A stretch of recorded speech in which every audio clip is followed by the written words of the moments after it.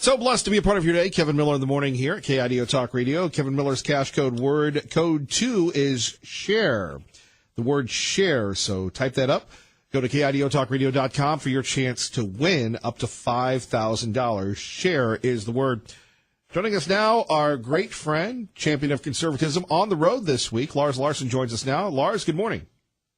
Good morning, Kevin. Did you pick share because of all the things that former disgraced liar, leaker, FBI chief James Comey was sharing over the weekend? It was a share fest.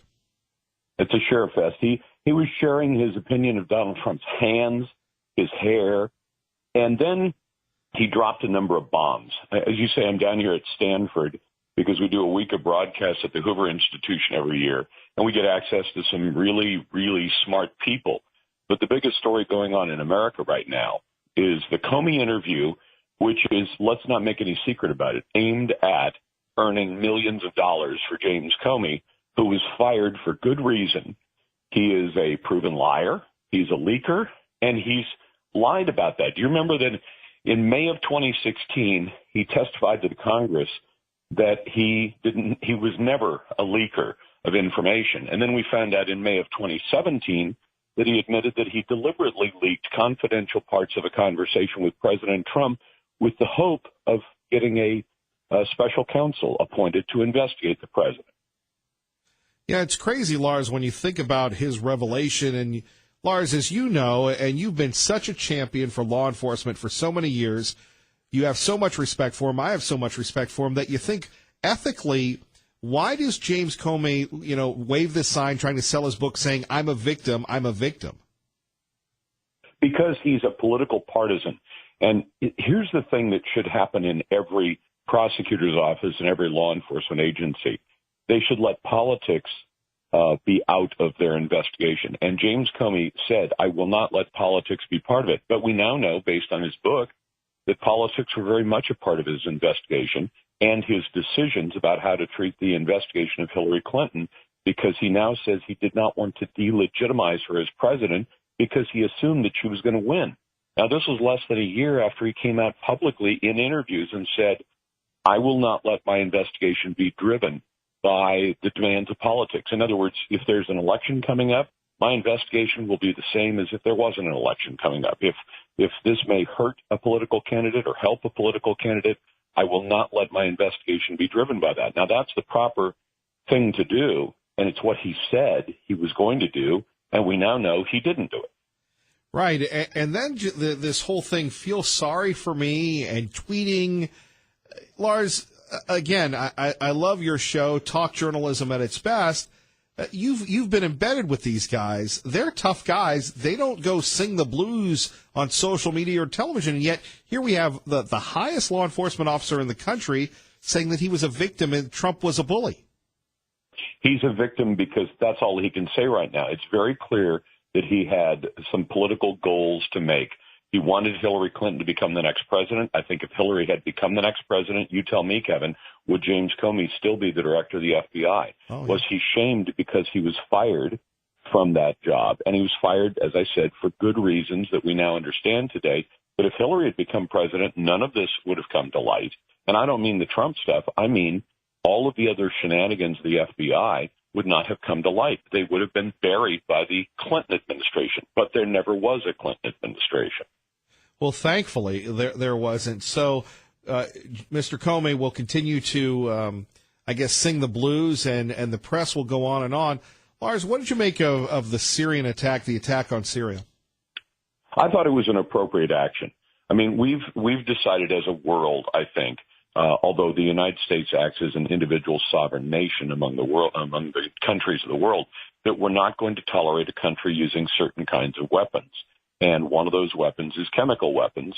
The Russians have lied about this. The Russians sent people in last week and said, we tested all the sites. We found no evidence of chemical weapons. But we have found evidence, and other countries have found evidence. And the proof that other countries are convinced of this is that both France and Great Britain joined us in those attacks and sent a message. We basically said, we're going to give you a punch in the nose right now, and if you continue using chemical weapons, we will hit you again. does any American think that that was an inappropriate thing to do in response to what they did, to what Syria did? Well, then again, you have people questioning it. Now, one thing, Lars, you're always on the big shows, whether it's Fox or anything else. I spent the weekend watching these shows, and I couldn't believe that they were giving Assad and the Russians the benefit of the doubt. I'm thinking, am I watching the Canadian version of this or something? Here's the funny thing, is that, Kevin, you will hear that when it comes to Donald Trump, any connection to the Russians is evil. But when it comes to truly evil acts, gassing people, all of a sudden the same people who are saying that an American president's connections, which we found no evidence of, to the Russians are evil. But if the Russians back the Syrian government and the Syrian government use gas, then we're going to give them the benefit of the doubt. I mean, you have to be bipolar to work at the Chicken Little News Network or MSNBC because they require you to run effectively two different storylines. One, the Russians are good when they're doing evil things, and two, the Russians are bad when they're alleged to have done something with Donald Trump. And think, too, about, let's go back to Comey for a moment. One of the things he said is he was asked, well, what about this Steele dossier and these crazy charges that Donald Trump hired Russian prostitutes to urinate on a bed that Michelle and Barack Obama had once slept in? And he said, it's possible. We didn't find any evidence of it, but it's possible. How would you like that, Kevin, if the local prosecutor there in your county said, it's possible that Kevin Miller is a major methamphetamine dealer? We haven't found any evidence, but it's possible. The fact that he says that out loud is going to have people saying, I heard the prosecutor saying Kevin Miller may be a methamphetamine dealer. You know, in other words, you're damning somebody by saying in one breath, I don't have any evidence and we didn't find any evidence to believe this happened, but it's possible it happened. Well, Kevin, it's possible I will do today's radio show from Earth orbit on the International Space Station. There's no evidence to suggest I'm actually doing that, but it's possible. Lars Larson joining us as we continue on. Before we get back to Comey and to Syria, you as someone who has dedicated your life to not only a regional show, a national show, we were all influenced by the great Art Bell. Your thoughts on Art Bell passing away? Oh, his passing is so sad because I want people to understand. I never got a chance to meet the man in person, but I'd heard his show so many times on late night drives, both on my own time and coming back from radio shows, and I'd be listening to Art Bell, and he was a master. And people should understand that prior to Art Bell entering late night radio stations literally didn't even run ratings from about, I think it was either 11 o'clock or midnight until about 5 in the morning. It was simply a throwaway part of the day to the point where they didn't even measure who was listening. Art Bell came on the scene, and all of a sudden, late night radio became one of the most significant day parts. I mean, it's not bigger than, say, morning drive where you are or middays where I am or afternoon drive because there are a lot more people awake. But all I'm telling you is that Art Bell changed the industry by taking a part of the day that was effectively the scraps and turning it into something. And his show was interesting and engaging. I didn't have to believe in flying saucers or any of the rest of the things to really find it an interesting and engaging show. And I'm really saddened to hear of his passing. Well, it's a show that a lot of people think they could do. But I don't know about you, Lars. I just don't think that I could do that type of show. I couldn't. And here's the thing. I have to believe the things I'm talking about. And I don't know, honestly, whether Art Bell believed all of the things, but he was a guy who was willing to entertain almost any crazy thing that came along. And that right. Made the show very fun. By the way, there was another person who passed this weekend, and we're going to play part of an interview I did with him 5 years ago, and that's R. Lee Ermey. And people may not realize that the man that they have seen in so many commercials, and he was in Full Metal Jacket as the drill sergeant in Full Metal Jacket, was in fact a United States Marine who served for 11 years. And the only reason he left, he had planned to make it a career in the military, serving America in uniform. He was in Vietnam, and he was in a bunker, and the bunker was hit by a rocket, and one of the large beams in that bunker came down and hit him. And it did some real damage to him. And here's the way he took it. It caused his shoulder to pop out of the joint. And he says they were able to put it back in, but he said every time he'd do something particularly strenuous, it would pop back out again. And the military finally said, we can't keep you in a position where you're doing physical things as a Marine if your shoulder keeps popping out, because it's a downside. So he left.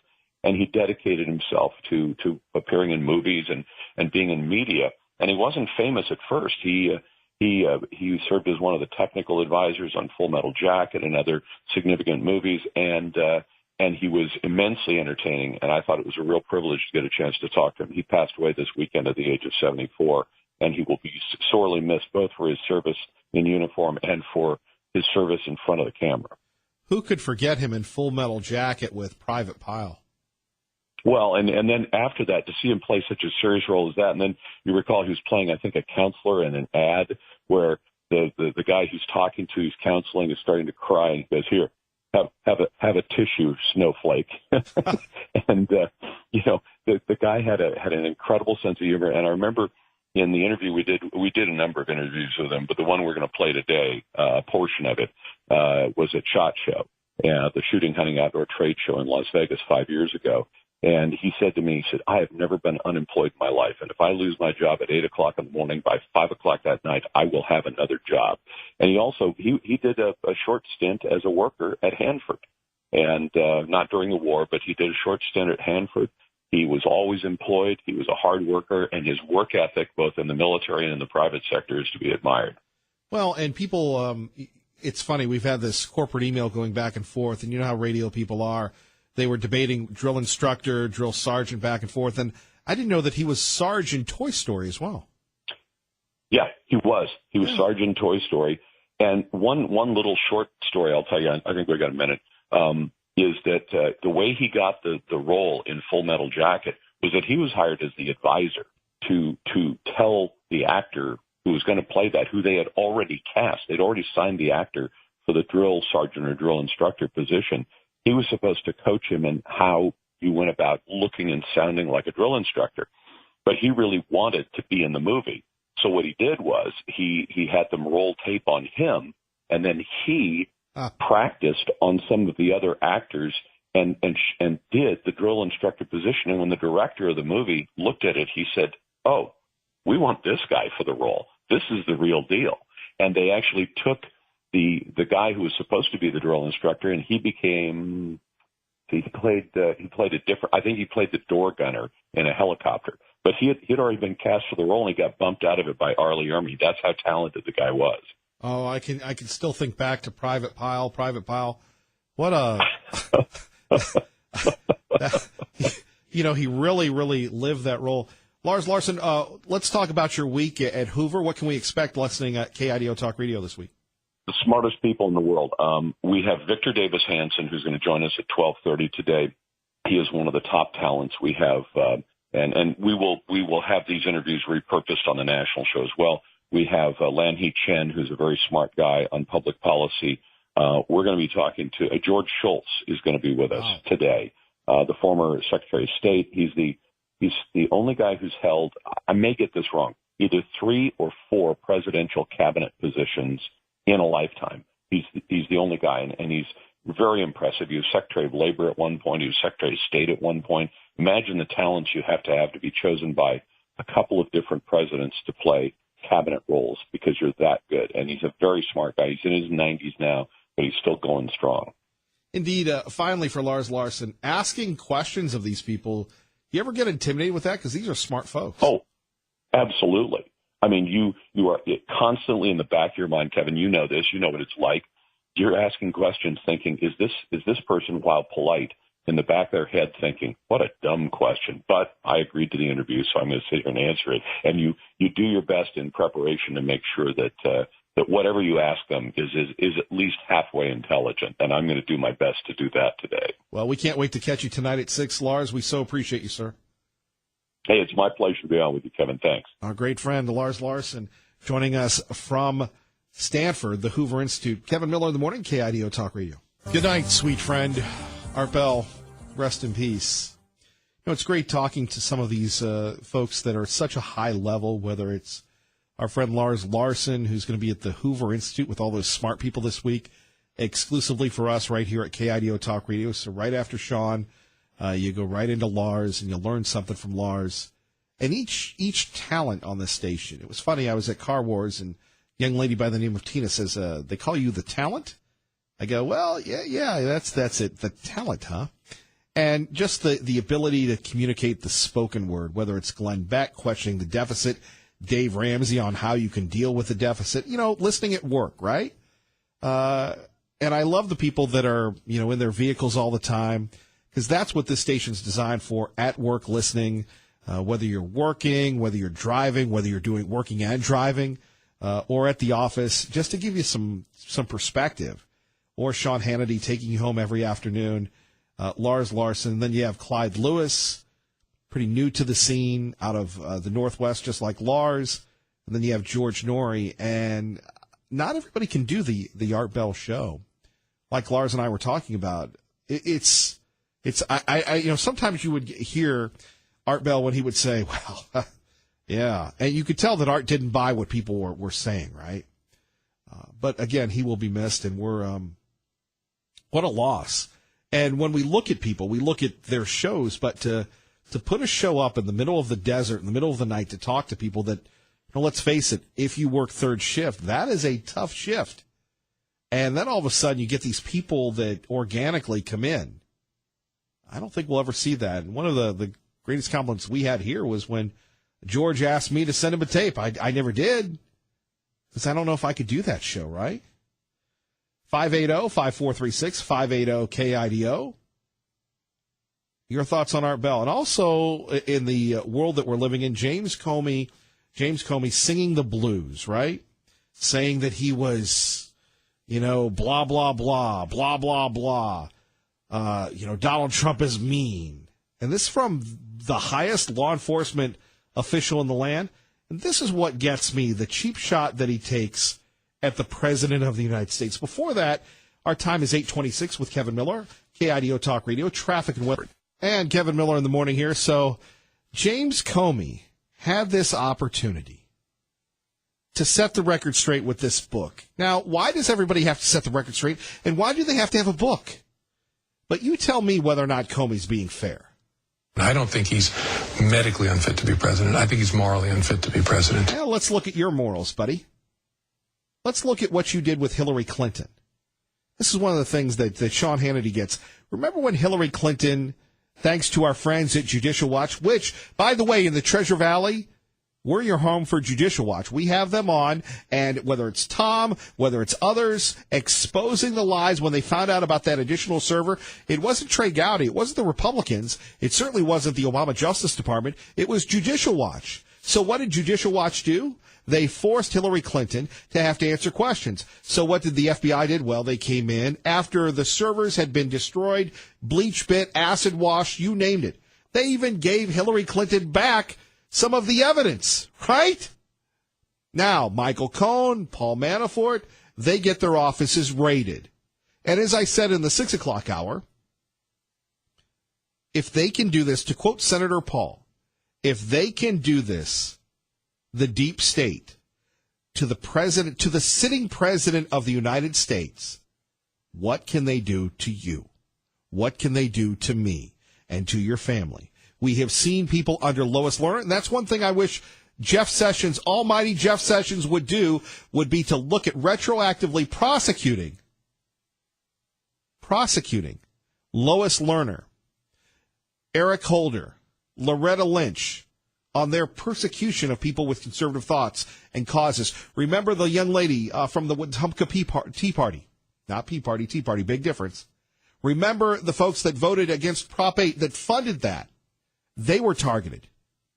When are we going to ever learn the truth about the deceit of the deep state and what Obama did to us? That really should be the title of a new book. Since James Comey wrote a book, maybe we should write a book, What Obama Did to Us. Legalizing marijuana, redefining marriage, and turning the government against its own people. Where is that bestseller?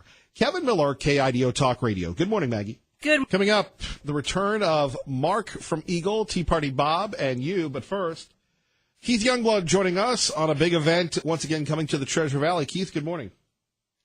Good morning, Kevin. How you doing? I'm living the dream. So tell us about this B-17 flight. Oh, it's quite the experience. If you've never seen one fly or gotten to fly in one, it's quite the little experience to be able to see exactly what our World War II airmen went through during combat. Obviously we don't simulate it fully, but you get a little taste of just how scary it was for these guys, and what they went through. Because most people today, they fly on Delta or commercial, and, it's nice and comfortable at 30, 40,000 feet, and you got oxygen and you got all that good stuff. But these guys, they had to wear oxygen masks. They had to have flak vests. They had to have these really thick leather insulated suits that were actually electrically heated. Horrible conditions. And on top of that, you had an enemy who was trying to kill you. So, rough day for them. Right, indeed. A rough day for them. So if people would like to be a part of it, what can they do? Sure. So we're going to be at Gowan Field on Saturday and Sunday. We give rides in the airplane. You're actually able to get up and move around the airplane during the flight and go to the different combat crew positions. Basically, you can start in the waist section. You can go forward to the radio room. You actually walk across the Bombay catwalk up into the cockpit, and then you actually climb under the cockpit in the little catwalk there to the front to the bombardier and navigator station. So, and we've got the windows out of the radio room at the top, so you can actually stick your head out of the top of the airplane. But you can, we give rides in the airplane. It's $450 per person. We also will be flying starting about 10 o'clock in the morning up until about 2 or 3 o'clock. And then in the afternoon, we park the airplane and open it up for ground tours. So that way, if you want to bring the whole family out, you can get a chance to walk around and walk through the airplane. And we don't charge for that at all, for the ground tours. All right. Do you have a website for more information, Keith? We do. It's libertyfoundation.org. Fair enough. Thank you very much. Keith Youngblood there. Let's go to John Decker, who joins us now at KIDO Talk Radio. Talk a little bit about, again, a wild weekend, whether it's tax cuts for Americans, bomb strikes on Syria, or review and comment on James Comey. Good morning, John. Hey, good morning. Yeah, a lot going on. And I don't know if you happen to watch, and I don't know if you're talking about the interview that James Comey did last night that aired on ABC News. But I certainly watched it, and I must tell you, there were no bombshells there, in terms of what I heard from Mr. Comey. Nothing necessarily new that I heard from Mr. Comey. And, the White House is referring to the fired FBI director as a disgruntled employee. And I think to a certain extent that's true. After all, keep in mind he was fired. And, obviously he's not pleased by that fact, and that's the reason why he's saying the negative things that he's saying about President Trump. Right. And, just the brutal thing where he's not morally fit to be commander-in-chief. Wow. Well, that's his opinion. I'm sure that if you asked any Trump supporter, anyone who voted for him in the 2016 presidential election, they take issue with that description by James Comey. But James Comey obviously is entitled to his opinion. The president, as you know, fighting back on Twitter over the weekend. And in addition to that, fighting back on Twitter this morning. He tweeted this morning, Comey drafted the crooked Hillary exoneration long before he talked to her, lied in Congress to Senator Grassley, then based his decisions on her poll numbers. Disgruntled, he, McCabe, and the others committed many crimes. So the president not taking the criticism, lying down, and I'm sure we're going to hear more from the president this week as James Comey continues his publicity tour on behalf of his new book. Let's switch gears to Syria. The reaction to the president, the United Kingdom, and France taking down Assad's chemical plants. Well, I think you saw a strong reaction from members of Congress, some saying, the president did the right thing after that chemical weapons attack on civilians carried out by the Assad government. John McCain applauding it, and in fact saying, he should do more. And the president not holding back and saying, there's still the possibility that there will be further reprisals, further retaliation against the Assad government. Nothing planned right now, but certainly the assets are in place to carry out further target strikes on Syria, not only by the U.S., but as you mentioned, also by the U.K. and by France. It's hard to believe this is just a few days ago. It was Friday night when we learned of this attack, and the president announcing this before a national audience, nationally televised audience. But that's Friday. Here we are Monday. We're talking about Comey, and the president left a little over an hour ago for Florida, where he'll spend the next week, including a 2-day summit with Japan's Prime Minister Shinzo Abe. And finally, tax cuts for Americans? And tax day for most Americans. And tax cuts, of course, something that we'll notice when we file our taxes next year, because, right. of course, the president indicating that the tax cuts would impact the 2017, or I should say 2018 fiscal year. And so that being said, we already noticed differences in our paychecks. There's more money that we're being able to take home, and the president today doing an event which will tout those tax cuts, which he signed into law at the end of December. He'll do that event in Miami, and I think we'll hear a lot of the same messages that we heard when the president did a similar event here at the White House last week. John Decker, we always appreciate you. Thank you. Thanks a lot, Kevin. Have a great day. You too. Our great friend, John Decker. Let's go to Mark in Eagle at KIDO Talk Radio. Good morning, Mark. Oh, good morning, Kevin. Well, I used to listen to Art Bell years back, and then it got to where as I get older, I couldn't stay up that late. So I'm going to miss hearing his voice on there. Of course, he's been off the air. George Norrie took over, of course. But I want to say he was also a huge believer in something you've kind of knocked before, and that is our government geoengineering our weather, meaning chemtrails. So in fact, Terry from State College, Pennsylvania, one time when I brought the subject matter up, had called in, and he's a believer too. And I know there's other people out there who are believers in the fact that our government is manipulating our weather. I just saw something interesting. There's a great Earth and Space Science website that I've mentioned called The Watchers. It showed what looked to be at least an F3 or an F4 tornado down there in Algeria just the other day. That's extremely rare. We have weather going berserk around this world right now, and it is all related to the pole shifts that the Earth is going through. And I just want to say, if people will go to that Earth and Space Science site. It's from universities. It's not a conspiracy site, and it's called The Watchers. Go to that site. You'll see what's going on with Mother Nature around the world. It is highly interesting. There's articles from NASA. There's numerous articles that appear on there about the Earth's magnetic poles are in the process of flip-flopping. So I think you got my email that I sent you, Kevin. It was kind of lengthy. Yep. Are you there? Yeah. Okay. I just want to say, and why I believe also in it, when the Vietnam War went on, our own government manipulated the weather over there to flood the rice paddies so the Viet Cong and the communists didn't have rice to feed their people there. Cuba, the CIA used weather control down there to basically try to destroy Fidel Castro's basic income for the country, and that was the sugar down there, the sugar industry. So, and when you read stories here, and I've got numbers of stories here in Idaho about how farmers have people flying in cover in these small aircraft to basically put silver nitrate into the air to bring rain to hundreds of thousands of acres of farmland east of us here in eastern Idaho. What do you think those huge jets that are unmarked that go flying back and forth across the sky on nice sunny days, and watch that stuff just milk out our sky? And that's not normal weather patterns. That is not normal clouds. And again, I spoke to Scott Dorval one time about that, and he didn't even want to even answer my question on it when I confronted him downtown Boise coming out of a restaurant one time. And I've talked to Scott numerous times in the past, so his only question was to me, what do you think they are, Mark? And I said, well, Scott, I said, that's not, you talk about the high thin clouds all the time. The weathermen around here talk about high thin clouds. Watch the weather patterns from NOAA and watch the artificial clouds that are appearing in our sky before the storms come in. And they always seem to do it right off just before they come in off the Pacific Northwest coast.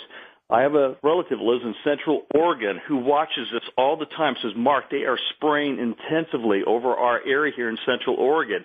That's always before a storm front comes in. They're manipulating the weather. China, just the other day, I emailed you, I think about a week and a half ago, actually, a story about how China is doing weather modification with injection devices on the Tibetan Plateau.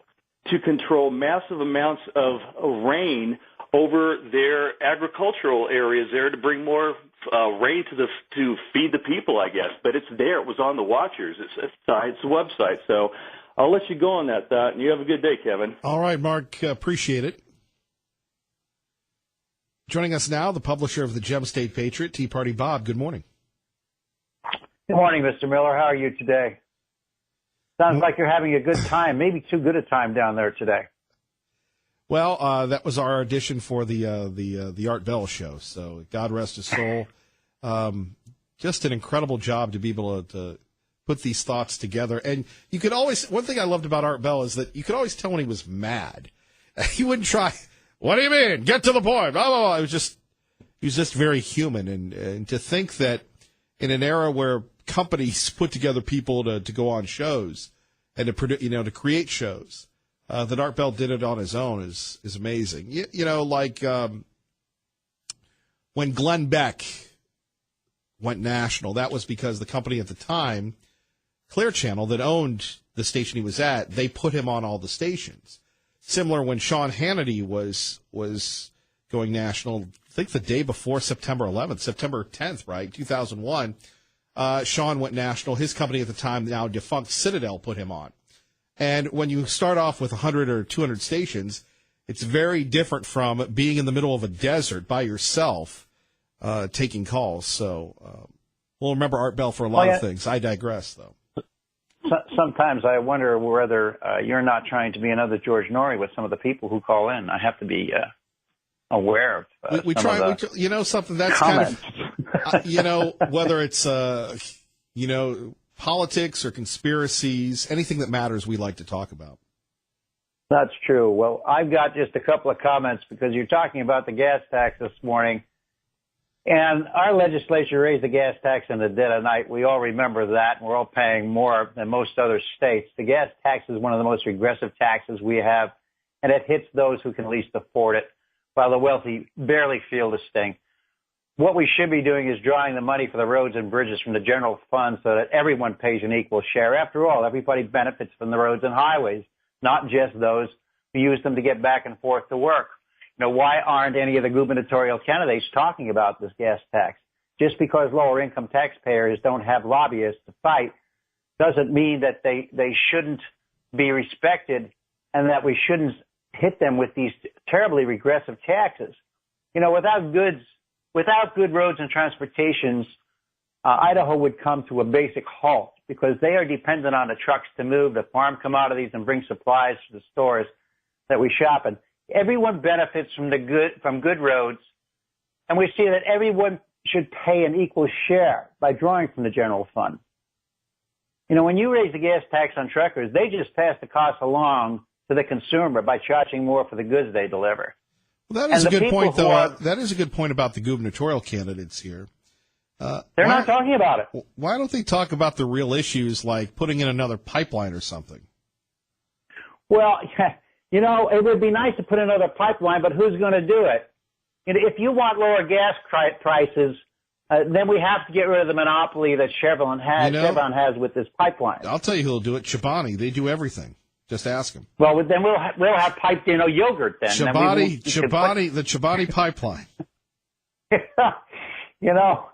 We need to build a refinery, but nobody wants one in their backyard.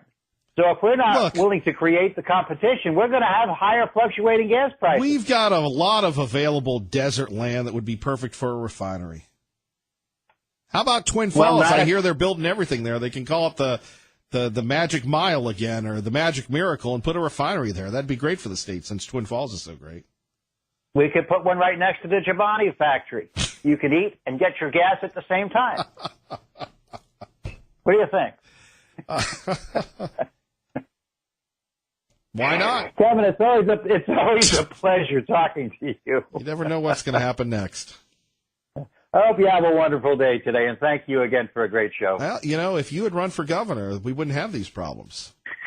You know what? If I were to run for governor, who would there be to criticize all these people that are running for governor? That would be you.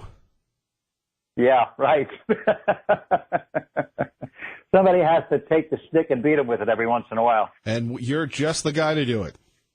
Yes, indeed. You have a great day, my friend. I'll be talking to you soon. Yes, sir. Take care.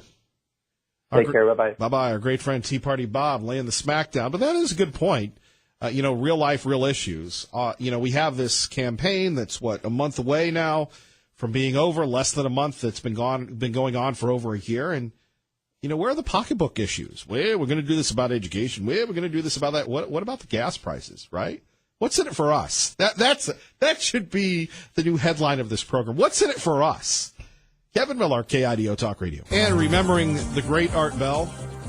Kevin Miller in the morning. Good morning, Pro-Life. Yeah, I remember Art Bell. I've listened to him a long time, when I'd stay up late at night. I had to work maybe. But anyway, I think he was a great guy.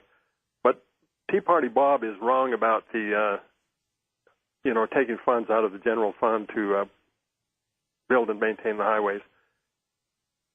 They could take the amount of money out of there that would have to do with the sales tax on auto parts, tires, automobiles, all of that kind of stuff that goes in there. Everything having to do with transportation, the sales tax on it should go to the highways. We wouldn't have to have such a high gas tax, fuel taxes. Well, I think the problem is they don't use the gas tax for what it's supposed to be, which is maintaining the highways.